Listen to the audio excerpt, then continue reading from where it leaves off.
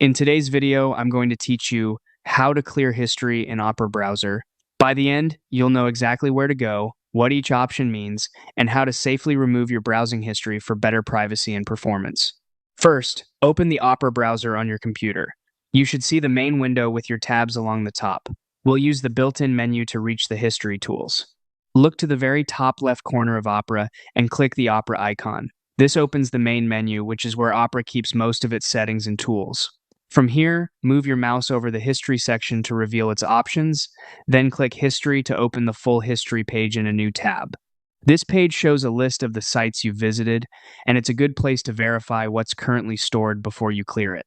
On the History page, click the option labeled Delete Browsing Data or Clear Browsing Data. A small window will appear with a time range dropdown.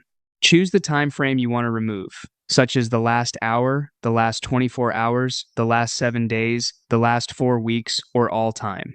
Picking all time will wipe everything, which is helpful when you want a complete reset.